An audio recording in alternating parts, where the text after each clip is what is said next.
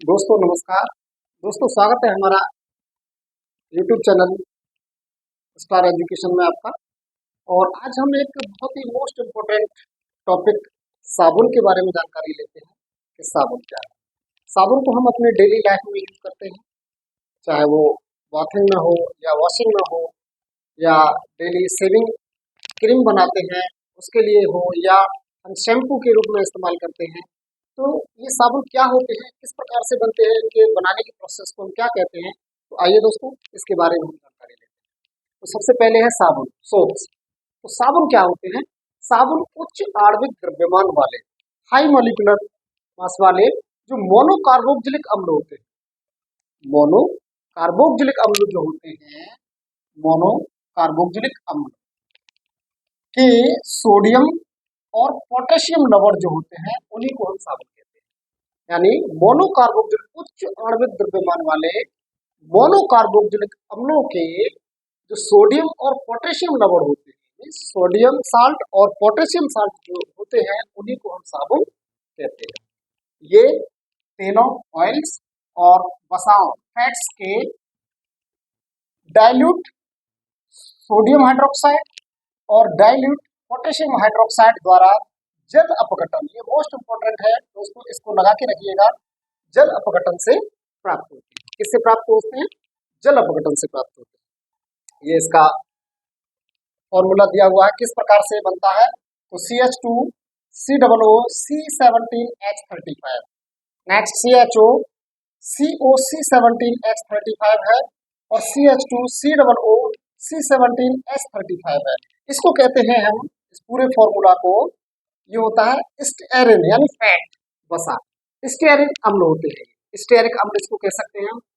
तो स्टेरिक अम्ल है और जब इसको हम सोडियम हाइड्रोक्साइड के 3 बराबर भागों के रूप में जब लेके चलते हैं, ये सोडियम हाइड्रोक्साइड है, तो हमें ग्लिसरॉल मिलता है। जी हाँ, ये वही ग्लिसरॉल है जिसका हम यूज अपने फेस पर लगाने के लिए और उसके लिए करते हैं। तो ग्लिसरॉल होता है, ग्लिसरॉल का फॉर्मूला है CH2OH CHOS CH2OH, ये ग्लिसरॉल का फॉर्मूला होता है। और इसके साथ में हमें ये मिलता है C17H35 COONE, सोडियम स्टीयरेट इसको कहते हैं।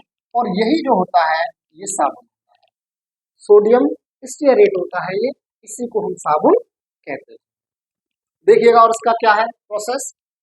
ये ऑयल और फैट, तेल और वसा के द्वारा उच्च आणविक द्रव्यमान वाले मोनोकार्बोक्सिलिक अम्ल, जो मैं पहले दे चुका हूं, ये मोनोकार्बोक्सिलिक अम्लों के ग्लिसरॉल क्या प्राप्त हो रहा है हमें यहाँ पर, ये ग्लिसरॉल प्राप्त होता है।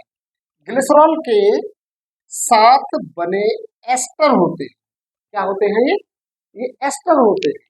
और जिस प्रक्रिया से ये एस्टर बनते हैं, इसमें एक चीज और, ये मुख्यतः स्टेरिक अम्ल जो ये दिया हुआ है यहाँ पर, स्टेरिक अम्ल, पामिटिक अम्ल, पामिटिक अम्ल का ये फॉर्मूला है C15H31 COOH, और ओलिक अम्ल C17H33 COOH, ये होते हैं। यानी इनके ही एस्टर होते हैं साबुन। तेलों और वसाओं के क्षारीय एल्कली, क्षारीय जल अपघटन से, फिर आ रहा है ये, जल अपघटन से साबुन प्राप्त करते हैं। किससे करते हैं? तेलों और वसाओं के क्षारीय जल अपघटन से, ऑयल या फैट के एल्कली जल अपघटन से ही हम साबुन प्राप्त करते हैं।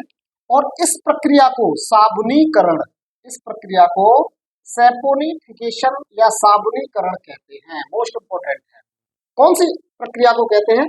तेलों और वसाओं के क्षारीय जल अपघटन से साबुन प्राप्त करने की प्रक्रिया, तेलों और वसाओं के क्षारीय जल अपघटन से साबुन प्राप्त करने की जो प्रक्रिया होती है, इसी को हम साबुनीकरण या सैपोनिफिकेशन कहते हैं।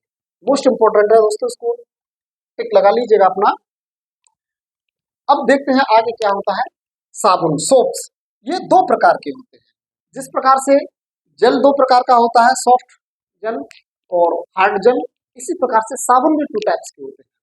साबुन भी 2 टाइप्स के, मृदु साबुन, सॉफ्ट साबुन, और सॉफ्ट सोप और हार्ड सोप यानी कठोर साबुन।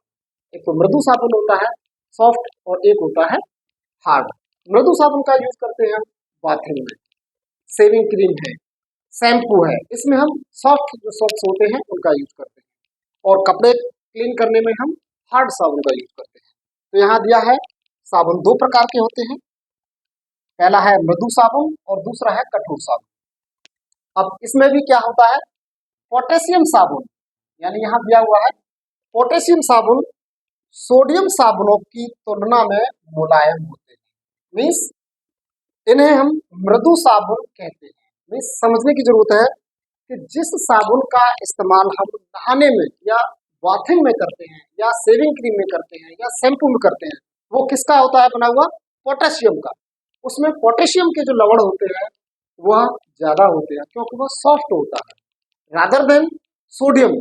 सोडियम के साबुन जो होते हैं वह हार्ड होते हैं, उनको हम जनरली कपड़े साफ करने का में इस्तेमाल करते हैं।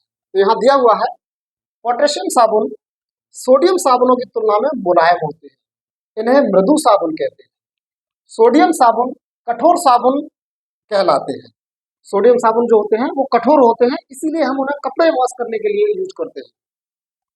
यदि साबुन में संतृप्त अम्ल हो, और संतृप्त अम्ल कौन से हैं ये समझिएगा सॉरी, यदि सोडियम साबुन कठोर साबुन कहलाते हैं। यदि साबुन में संतृप्त अम्ल, असंतृप्त अम्ल कौन से होते हैं समझिएगा, जैसे स्टेरिक अम्ल, ये स्टेरिक अम्ल है और ये पामिटिक अम्ल है, ये पामिटिक अम्ल। अगर इनका प्रयोग ज्यादा है, स्टेरिक अम्ल और पामिटिक अम्ल का यूज ज्यादा है, तो इनको हम संतृप्त साबुन संतृप्त अम्ल कहते हैं। तो इनकी लवण की अधिक होने पर यानी इसकी कठोरता अधिक होती है, यानी किसकी कठोरता, सोडियम साबुनों में स्टेरिक अम्ल या पामिटिक अम्ल ज्यादा पाए जाते हैं, जिस वजह से वह साबुन सोडियम साबुन कठोर होता है, इसी को हम संतृप्त अम्ल भी कहते हैं, अधिक होती है। यदि साबुन में असंतृप्त अम्ल, अब असंतृप्त अम्ल के लवण कौन से होते हैं, असंतृप्त अम्ल के लवण होते हैं आपका ये ओलिक अम्ल, ये असंतृप्त है, अनसैचुरेटेड ओलिक अम्ल। अगर इसकी मात्रा ज्यादा पाई जाती है, ओलिक अम्ल की मात्रा ज्यादा पाई जाती है, तो लवण की अधिक होते हैं तो वे मृदु कहलाते हैं। यानी ओलिक अम्ल की लवण की मात्रा अगर ज्यादा पाई जा रही है तो वह मृदु हो जाता है, जैसे पोटेशियम, और सोडियम वाले में संतृप्त अम्ल के लवणों की मात्रा ज्यादा पाई जाती है, इसलिए वह कठोर होते हैं। तो अधिक लवण अधिक होते हैं तो वे मृदु कहलाते हैं। जैसे शेविंग क्रीम, जो भी हम शेविंग क्रीम में यूज करते हैं या शैम्पू बनाने में यूज करते हैं, वो मृदु साबुन होते हैं या पोटेशियम लवण का यूज करते हैं। यानी पोटेशियम वाले जो लवण होते हैं हम ये सॉफ्ट होते हैं, इन्हीं का इस्तेमाल हम इसमें करते हैं। तो दोस्तों ये था साबुन पर एक छोटा सा टॉपिक जो मैंने आपके सामने प्रस्तुत किया। Thank you.